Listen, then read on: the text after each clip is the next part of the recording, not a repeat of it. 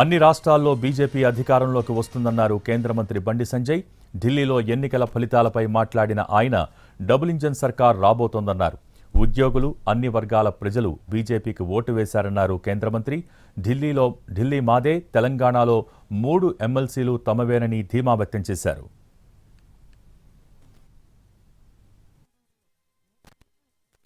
ఢిల్లీ ఎన్నికల్లో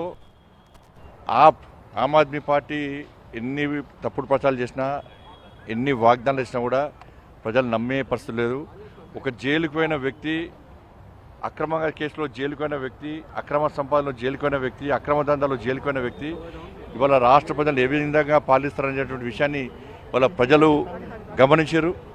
కాబట్టి మాకు జైలు రాజ్యం మాకొద్దు, మాకు ప్రజాస్వామ్యబద్ధంగా పాలన కావాలి. ఒక నీతి నిజాయితీ వంతుడైనటువంటి నరేంద్ర మోడీ గారి నేతృత్వంలో ఈ దేశంలో ఏ విధంగా నీతివంతమైన పాలన జరుగుతుందో, ప్రజాస్వామ్యబద్ధంగా పాలన జరుగుతుందో అటువంటి పాలన ఢిల్లీలో రావాలని చెప్పి ప్రజలందరూ ఆలోచించారు.